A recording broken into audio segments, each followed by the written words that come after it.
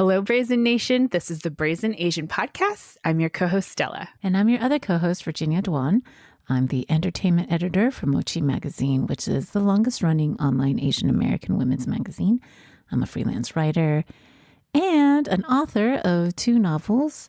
One's called Elusive and the other's called Weightless. They're alternate timelines of each other. If you love angst, I feel like it has a fair amount of angst, recovering from trauma, messy people. And also in a K-pop background. Those are the books for you. Check them out, please. Today, we're going to talk about spirituality and our complicated feelings about it. So in a previous episode, we talked quite a bit about religion and I guess not religious trauma, because you and I don't have a lot of that, but just our feelings about it. And I thought it would be nice to continue that conversation. So something I wanted to ask you was, what role does religion or spirituality play in your life now? I don't think it plays any particular role in my life in terms of what I choose to do with my time or how I spend my time. But I think it heavily influences how I think and view this world. So it's not a part of your daily life, like spiritual practices, I guess would be the phrase for it, right? Right. But it still colored your thinking. Yes, very much so. So it shows up more in my writing.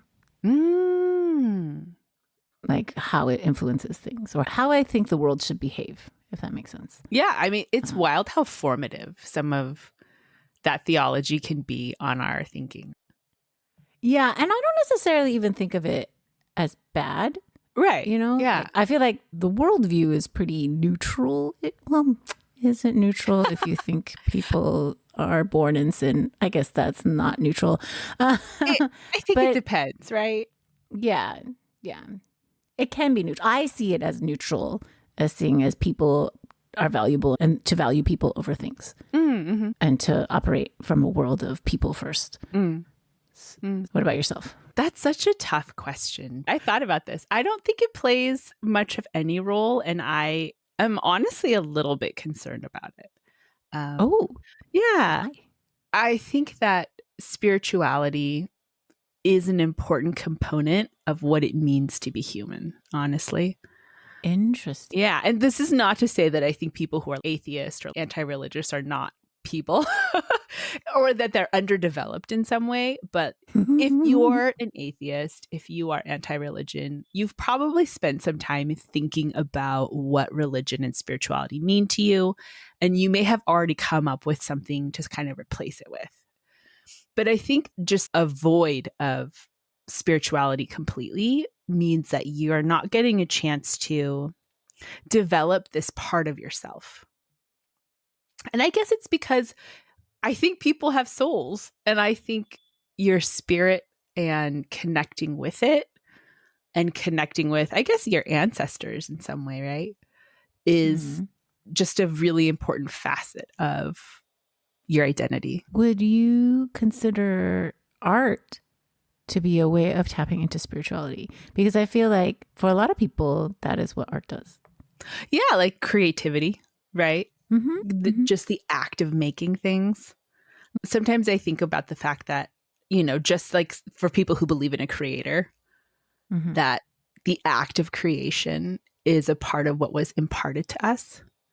And so there is a desire within us to make things, to create things. But I don't know that that act in and of itself is necessarily connecting to your spirit.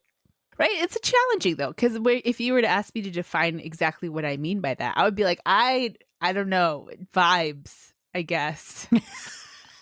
Vibes. Well, I guess another way to ask this is like, do we see a difference between religion and spirituality? Oh, absolutely. You can be spiritual, not religious, I think. Yeah. And you can be absolutely religious and not spiritual whatsoever. It's funny. I probably knew during my evangelical years, right? I probably knew way more spiritual but not religious people. And now that I've deconstructed and left the church entirely, I know so many progressive Christians who are religious but not spiritual. And they'll say it. They'll be like, yeah, religion provides something for me that they consider really important. It's a huge part of their faith community. And they enjoy being religious but not spiritual because they don't have any of the woo-woo. Like, it's just not a part of their faith. Whereas vibes, that was a big part of my faith. I mean, if I had to choose, I would rather have spiritual over religious. I think it depends on the person, right? Yeah, I guess that's true. It's mostly because I just despise Christianity. I think the thing that keeps me from hating it more is knowing so many progressive Christians, particularly progressive Christian clergy, people who work in the church, and it's helped a lot. I guess this is a different question. Do you think that Christianity can be redeemed? I feel like the correct answer is yes. Because if you apply to other things like, can white people culturally, nationalistically be redeemed? I would like to say that people can be redeemed, and that systems can be redeemed. Because otherwise, what are we doing? No, completely. It's like, oh, do we just burn it all down? Like, that doesn't seem like a viable solution. Well, I feel like that probably vibes more with your worldview, but I don't enjoy that idea at all. Maybe enjoy is the wrong term, but you know what I mean. So yes, I feel like the correct answer is yes. And of course, I know plenty of Christian folks who are great. And I feel like on the side of righteousness, if that makes sense. Yes, but they would likely be that kind of person outside of religion. Yeah. Right? Like, they're probably just people who are really lovely. Like, they just have lovely souls. Yeah. So, yes, but not really. And I guess there's also the debate, right? If you are going to change Christianity for the better, do you do that from within, or do you build something different and try and convert people to the new Christianity? You know what I'm saying? But like, how can you build something outside of it? It would just be another like billionth sect of Christianity. But what if it was a better one? But like, why? According to whom? Right? Like, isn't that what the Protestants did? Yeah, and we see how well Orthodox that experiment versus went. Yeah. Catholicism, and I feel like that's the start of a cult. Like, and also I feel like you cannot start a new sect of Christianity wholesale. If it's not actually new, because you learned about Christianity from something, from some cultural context. Yeah. So you cannot divest any new branch of Christianity from that context. But mainline denominations like Lutheran and like United Methodist Church and PCUSA, Presbyterian Church of the USA, are all progressive denominations. I mean, they're not evangelical, essentially. Yeah, I would just lump them all in the same. I just find them so, in general, not individual people. See, this is the thing. If we have to spend so much time saying, in general, not these individual people, I feel like you should just throw out the baby with the bathwater, maybe. Like, if all of it is like not all Christians, then there's something wrong with. I think that there is a component in which, so people often talk about the no true Scotsman fallacy. Where, have you heard about this? Can't remember what no true Scotsman even means. Yeah. So it's kind of like this idea that someone will do something and you'll say like, oh, well, a real da-da-da would never do that. A real Christian would never do that. And so that's like the no true Scotsman fallacy. No true Scotsman would ever. And it gets to the point where you're like, nobody is a true Scotsman if we're putting all of these restrictions on it. And so if someone says that they're Christian and they do things, even if you don't think they're Christian, that person is saying that they're Christian, right? This administration, now that we have, I know, but that's the party of family values. That's the party of the religious right. Like, those are Christians. And I mean, show your true face. Show your true face. And That's I know all I have to say about that. there are so many Christians who don't want to allow those kind of people into their group. You know what I mean? They'll be like, no, they're not real Christians. They're obviously just using God for their own political agenda.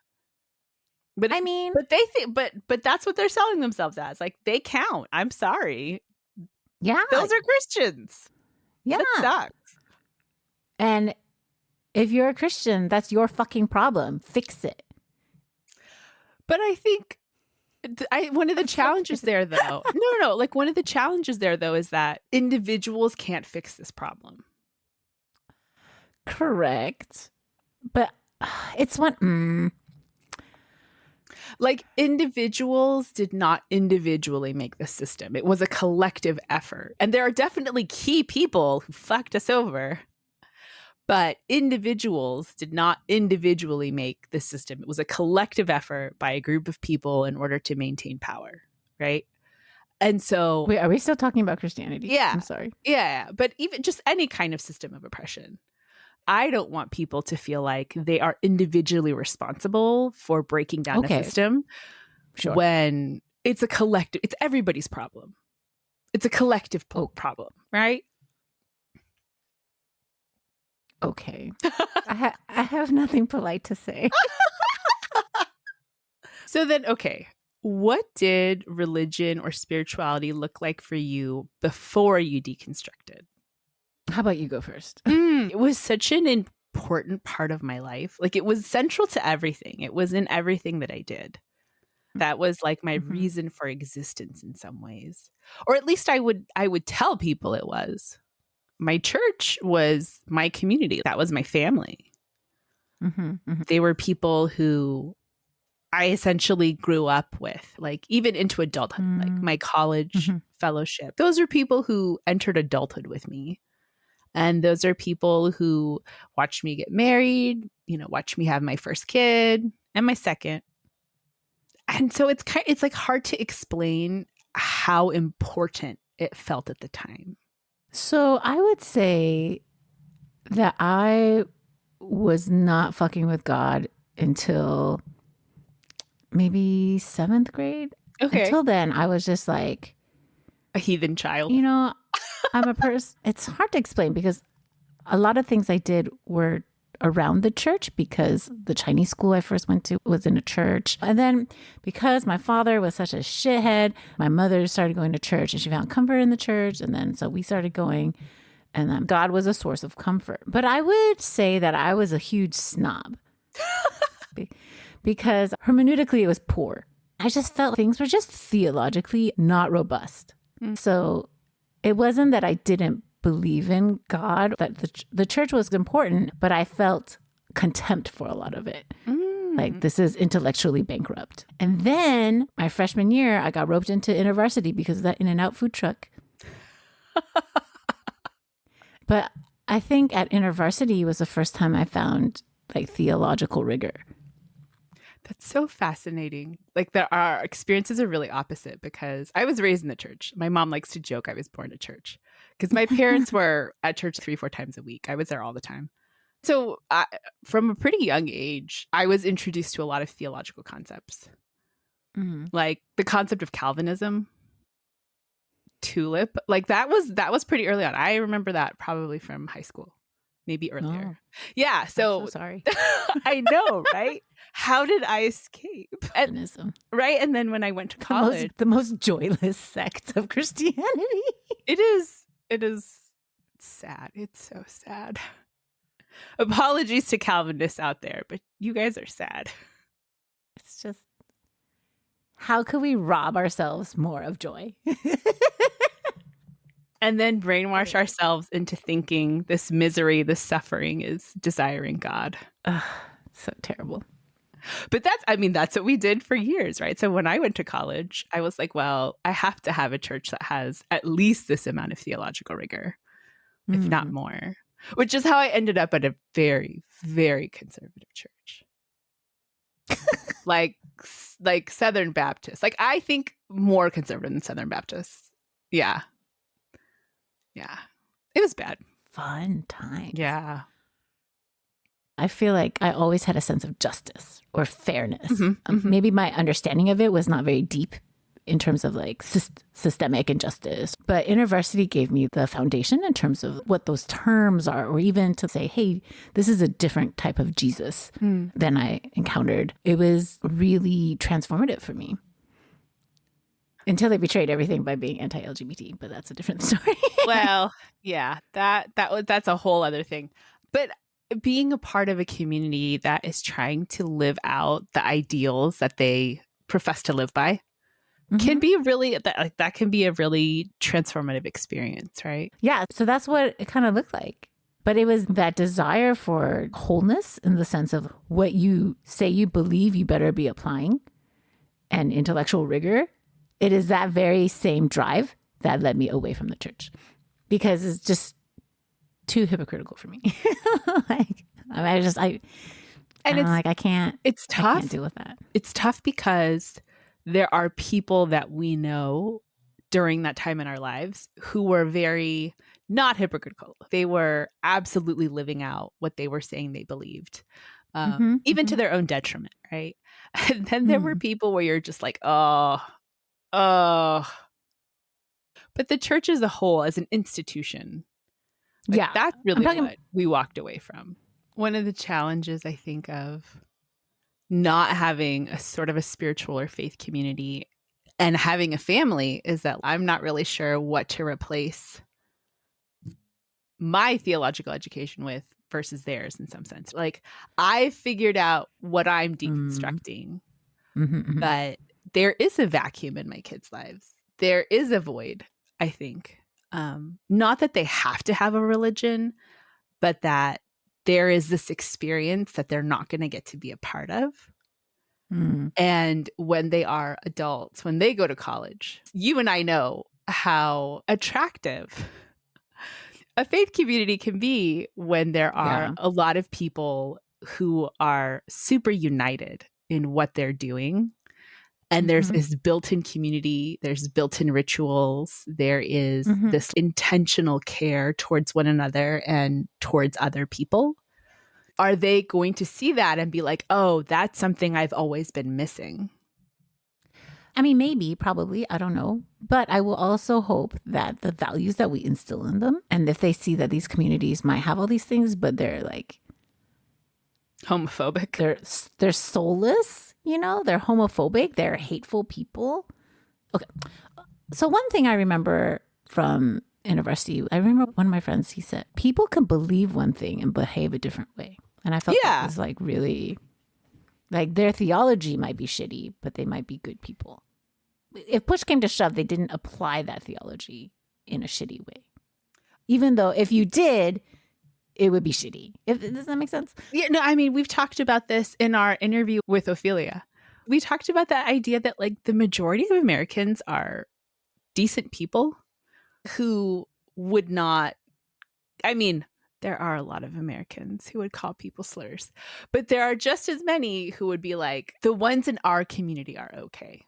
Their gay neighbor, they're not going to throw rocks. They're going to try to be a good neighbor. And as they get to know them as people, they're like, oh, well, you're okay, but I don't know about the rest of this, right? So do you think that there are any advantages in being religious or spiritual again, or having a faith community again? I think if you have a found family of sort, if you have a community, there really isn't much of a benefit. Because what are the benefits of church? This faith community. It's people who you can count on, people who have similar beliefs, people who provide care for your children. Right? People to give you like people to live life with, right? People to go through life with. Yeah. So if you have a few families, it seems like your children, you already have that with a bunch of your friends. Yeah. I don't really see how that's different from church, other than church as a corporate body, right? Right. Or a right. faith community. Getting practices Yeah. collectively. And I feel like you're teaching them how to be a good human being. Like there's a praxis, there's like a set of shared beliefs that you find very important. And I feel like my kids know certain things that they're like, oh, mom, you would hate this. You know, like fair. So I don't really see anything that we're missing. It's not like you're friends with everybody in church. It's you probably have a few, like it's most, or I don't know how other faith communities work, but I presume it's similar. You don't vibe with everybody. You just vibe with maybe 3 to 5 families. Maybe you have as many as 10. There is a comfort in knowing that even if you don't know all the members of your church really well, there is this sense of care towards one another. Like in Korean, I guess you could call it like chung, which is not like a spiritual concept, but this idea that you feel like we're connected. You feel a connection to people. And I would say that that's probably like the greater network of aunties, right? Aunties worldwide. So ultimately, I think for you, you're not missing anything by not being part of a faith community anymore because you found something that replaces like those emotional needs. I don't feel like I'm missing anything. For me, one thing I think my found families or these communities may be lacking is rituals, which if you had asked me during my evangelical years if I thought rituals were important, I'd be like, no, they're empty. They're hollow practices. Like that's not what's important.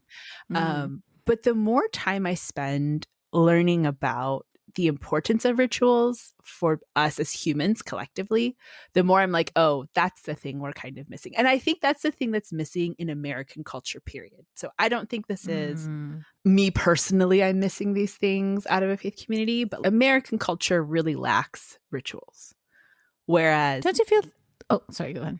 Whereas I think many other cultures, particularly ones that are more connected to their ancient spiritual ideas and have carried them forward, have more of a concept around rituals. Were your parents really into rituals or like Korean traditions? No, but they're very religious. But no, I think so. Like for American culture, right? How do grief rituals work for Americans? Isn't it you get 2 business days, 3 business days, pretty, and then you're done? But there's no concept of a community ritual. Aside from let's have a moment of silence. That's a community ritual, right? But there aren't social rules around how to approach grief. And I think having rules, having this container for how we collectively as a community approach grief, make it easier for the people who are not grieving to show that they care about people who are grieving. And it makes it easier for the people who are grieving to accept that care. Isn't that what the lasagna is for? I mean, pretty much. But it's also like this idea that rituals have a beginning, a middle, and an end, right? And there's prescribed rules for what's happening. Conceptually, there is a beginning and an end to the grief you're experiencing at the time. And it doesn't mean that your grief actually ends, but that psychologically, you know that there is an end to the grief coming.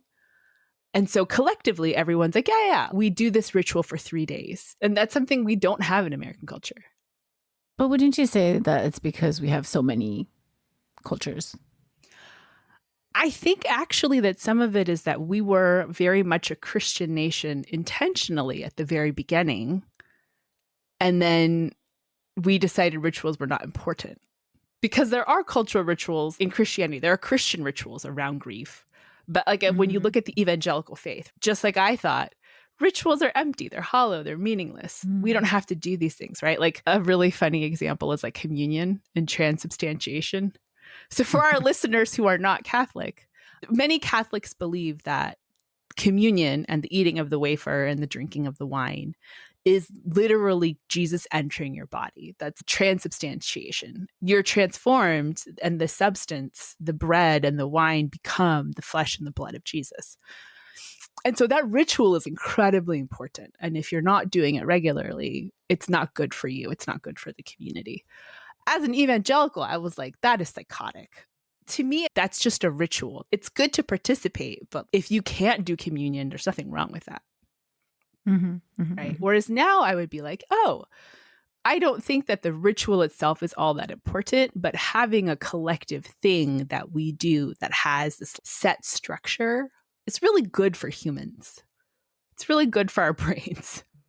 As long as it's not pedantic, as long as it's adaptable, it's not dogmatic. You know what I mean? Yes, yes. Again, the Sabbath was made for people, not people made for the Sabbath. That kind of idea. I think it was almost a container where like you enter the space and then you leave it and we collectively experience something. Have you tried any alternate spiritual practices? Yeah. So I collect tarot cards. I collect tarot decks. And sometimes I read them, but not super often. I did meet with a budang, a Korean shaman once. That was a pretty cool experience. She told me my spirit was very gekute, like very clean, sparkling. Just like you have a very, very clean soul. I think that means maybe I haven't reincarnated a bunch of times. I don't know. Or maybe that my ancestors are pleased. I'm not sure. It's been interesting to try and get in touch with my intuition, because I tell people this all the time. When it comes to spiritual matters, I consider myself a deadhead. I don't have it, whatever it is. If you were telling me to connect with the spirits, I'd be like, but I do have a high level of intuition, which is, I think, a little different. It could be the ADHD. We're really good at seeing patterns. And so I have a high level of intuition, and trying to get in touch with that aspect of myself through things like alternate spiritual practices has been really interesting. I'm very interested now in Korean indigenous religions, like folk religions. Yeah. Like what did those practices look like? Can I incorporate them into my life? What do I want to be doing? But a lot of them involve things like cleaning, and I don't want to do that. So, yeah. Dude. What's with the ancestors, man? What about you? Have you tried any like alternative spiritual practices? Okay, so here's the thing. This is where the Christian influence is very, very strong. Does it feel too demonic? Yes. Also feels kind of like bullshit. I mean, yeah. Yeah. So I feel like a lot of people are into astrology, which I think is just insanely stupid to me. Like we need the stars aren't even in the same fucking place. And also, why are we basing our whole personality on dead gods from the fucking Greeks and Romans? I'm Chinese. Let's do the Chinese zodiac and the 5 elements. Like, why are we doing this bullshit Virgo bullshit? Even though I feel like I'm a very standard Virgo. I was going to say, as soon as I found out you were a Virgo, I was like, oh yeah, no, that tracks. That tracks immediately. People who know me are like, yes, you are very much a Capricorn. I'm like, yeah, in my mind, I'm just like, ugh, all the time. Yeah. So it's very difficult for me. I try to approach astrology and the Chinese zodiac as like, I treat it like the MBTI, right? I treat it as like, yes, it's a personality test. Yeah, or like an easy way to sort people. But I don't really particularly believe it. But then I have friends who read star charts. I'm just like, these are fucking stars. You're telling me.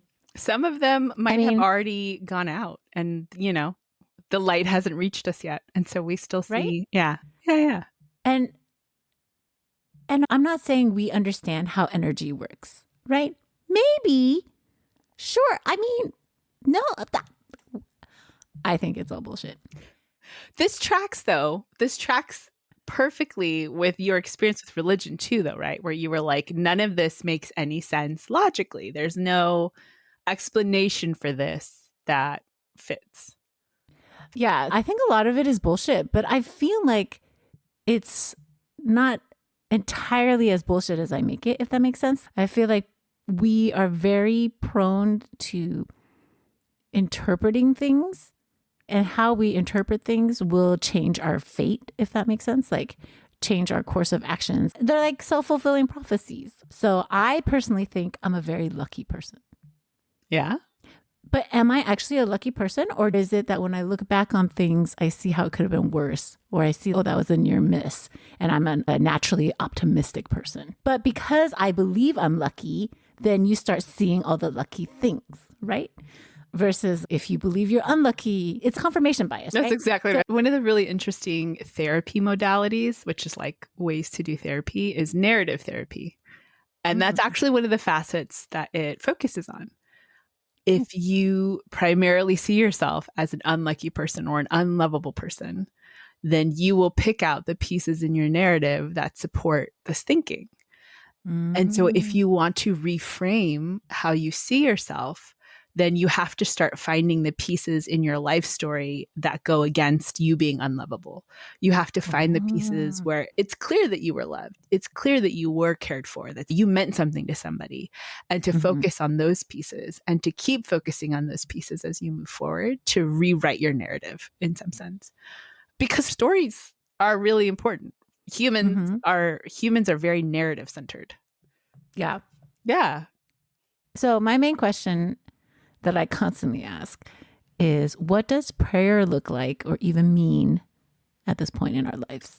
It's so funny to think at some point in my life, this concept of being a prayer warrior was applied to me a lot. I think it was interesting I was considered a spiritual leader despite being a woman for a long time. And so I think it's actually probably really shocking to people that I left, and that is kind of dramatic. Oh, I mean, not really, but I left the church, I deconstructed, I came out, and people were messaging me like, oh my God, what does this mean? And I'm like, I'm gay. They're like, well, you're not getting divorced. I'm like, no, because gay people, like bisexual people, pansexual people, asexual people, like they all count as queer, you know? So it counts. So people were like, well, as long as you're not getting divorced and marrying a woman, I guess. Pretty much people were like, functionally to them, I'm a straight person. And I'm like, do you really think that my recognizing that I'm queer is a threat to my salvation? And the correct answer, according to their theology, is that that's not a threat to my salvation. And so they can't say anything about it, right? You can't say anything about it. But anyway, going back to it, I prayed a lot during those years. I prayed a ton. And it's very weird to not have that practice at all in my life. I know a lot of progressive Christians now who do not do intercessory or petitionary prayers. So intercessory prayers are when you pray on behalf of someone else, like, God, please take care of my friend. They're going through this massive crisis, or like, Lord, this country is going through this huge thing. You're interceding on behalf of someone else. And for some people, they pray to saints to intercede. And for some people, they pray to God, just kind of depending on things. And petitionary prayer is when you're asking God for shit. You're petitioning the Lord. I want things. I need things. Please help. And I know a lot of progressive Christians who do not do either of those. That's just not a part of their faith practice. They might do Thanksgiving prayers where they give thanks, or they might do ritual prayers. That's like call and response, or pre-written prayers that are part of the liturgy. But yeah, it is very weird to not pray. I mean, I'm used to it at this point, right? But sometimes when things go really wrong, I'm like, oh, I really miss being able to pray about these things. And I guess I could still do it. There's nothing stopping me, but it feels stupid. I feel super stupid. Yeah. I'm just like, I don't believe that God intervenes. So why would I pray to them? Interesting. So one of my friends, she no longer prays in a way that asks God for things, because they're like, well, maybe what we're asking for is not correct. In a sense of when you ask for things, or when you ask for a certain outcome, or when you ask for intercessory or petitionary or whatever, you're telling God what to do. And it's already biased. And that might not actually be what God is doing. Right. I mean, this is such a silly analogy, but I've seen people make it. Like, dogs really want to eat chocolate, even though it is poison to them. And so you keep chocolate away from your dogs, despite the fact that they might really like eating it. Because you're like, that could kill you. That's not, I know that's what you really want right now, but that is not good for you. And so to believe that God is like, oh no, I know that's what you really want, but that's not good for you. Yeah. So she views prayer like that, and she's trying to figure out prayer practices. I found that very interesting. But for me, I don't know necessarily I ever prayed except in a corporate sense, like you're praying for people. And I always felt very babbly and stupid. But there's a way you can tap into, if you're just a good public speaker or you're just good at words, then you can tap into the spirit of things when really it's just like flow state, right? But for me, when I personally prayed, it was mostly through journaling. And I think that's why when I stopped really doing anything religious, I stopped journaling. Oh, sad. I don't necessarily think it was sad, but I mean, you journal more now, right? Or just like writing? It's just brain dumps. I wouldn't call it journaling. It's just like external processing because I'm an extrovert. And I need an external thing to process things. I don't even know how to explain it, but I felt like time is weird, right? Like, what is time? Right. But the reason why I say that is like, I would think of things like, oh, I don't remember to pray for somebody until after something happened. I was like, well, does it matter if I pray now? If God is eternal, right? Omniscient, omnipresent, then he would know that I would pray for this in the future. Yeah. Or he's outside of time. So it doesn't matter when I pray for something. Right. Because time presumably doesn't work for God the way that it works for us. Right. So then I was just like, well, it doesn't matter when I pray for something. It's that energy. And it would just, well, not, I would never call it energy. That would be too at the time. But yeah, God is outside of time. So God would see that. And then his will would be changed regardless. And I'm just like, that's so insane to me. like if God is omniscient and knows I'm going to pray and knows what I want to pray for, why is he a dick? Why are they a dick that requires me to ask for something before they give it to me? So that's several of my thoughts about it. Yeah. And then another is, for a long time, I saw prayers that it reveals the desires of your heart. Like the purpose of prayer is not necessarily for God to give it to you, but for it to reveal who you are. But yeah, people will often say like, prayer is not for God, prayer is for you. Right. And then I'm like, well, then I don't see the point in it. Because that just requires being honest about yourself. Right? Like, I don't see why this has to be a prayer. This is just a stating of this is the situation. This is what I want. That's not, is that a prayer? That's just a list of, you know what I mean? I don't see how that's prayer. But, so I would say, in general, I think it's dumb, but I see why people do it. And all of this, like, logical thinking goes out the window when my children are in trouble. or my friend is in a bad situation, like whatever. Anytime there's a situation where I really would like there to be somebody listening. Right. It's a situation like you don't have any control. You have no power or authority. And so you want to appeal to somebody that does. Yes. Yeah. So that's the only time when I'm just like, oh, it would be really nice to have somebody to pray to.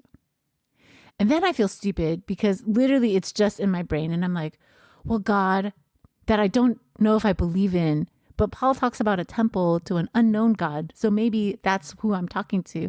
Or maybe it's just the universe. Or I don't know, ancestors. Like I'm literally listing in my brain as I'm trying to beg for something, but I'm qualifying it in my head. It's so stupid to me. Clearly, it's just so self-interested. And then the whole time I'm just like, but I don't know if you exist. But if you do exist, and if you're a good God, then I think you should be okay with it. You know, it's like I'm having a whole theological debate. And all I really want is for like someone not to have cancer. So yeah, I don't know what to do about that. That's the only thing that I miss about a religion. Is it just energy? Is it just your thoughts? Is it just... I don't know necessarily if I believe in energy either, but I mean, I have been in situations where you're like, oh, this energy is shitty. Right? Yeah. And it affects people. The vibes are off. Right? Like, and I don't want to be so arrogant to think that I know everything. I know barely anything about anything. Like, I just know that I love BTS. That you cannot take from me. So I think that's the only time I really miss the certainty of a religion, which is when I want stuff. But not even stuff, but like when shitty things happen, there's a comfort in that, to kind of come back full circle on my thinking about spirituality being a necessary part of the human experience. I think that factors into it. This desire to know, like metaphysically, right? Like above and beyond what we can perceive, that there is something happening, and that something is a thing that matters. Whether it's astrology, whether it's vibes, whether it's God, creator, your ancestors, having a concept that there are things that exist outside of you, that exist outside of your control, that you can ask things of. It's a concept that I think a lot of humans, a lot of people really want. Yeah. And that's why ultimately part of me is like, I think it's all bullshit. And the universe is random and it's just shitty. And there's no moral arc of the universe. There's no will of the universe. It's just random brain firings. Yes. And I'm just really good at spinning a narrative. Just like my luck, right? Mm-hmm. Like if I wanted to start spinning a narrative that I lost my luck, which I'm not, I don't think I have. Like even like part of me is like, no. Don't say it. Thing to say, right? I think it's just all in my brain because otherwise the alternative is too terrifying. That there could be a force outside your will that is things happen. The alternative of everything being random and just all in your brain is kind of terrifying. But you know what's also terrifying? Something bigger than us. It all just sucks. Because who's to say that this thing that is bigger than us is actually good? Right. By definition. Yes. That's like the Gnostic beliefs, right? Where they're like an evil god. And I feel like there's really no way to know until we know. What will there be? What will there be at the end? I don't know. Is there such thing as an end? My concept of the afterlife is essentially that we return to the universe as vibes, as energy. Like we're recycled, right? Because matter cannot be created or destroyed. The question I'm always left with when I wrestle with the concept of the purpose of spirituality or religion is that neurologically, we're pretty hardwired to believe in things like religion. It's just a part of our makeup. And so I'm like, why would we have that if there wasn't a force, whatever you want to name it, that exists out there? Why would we have this drive? Well, apparently it's from drugs. No. Yeah. They're saying like there's certain like psychotropics or whatever that people took a long time ago.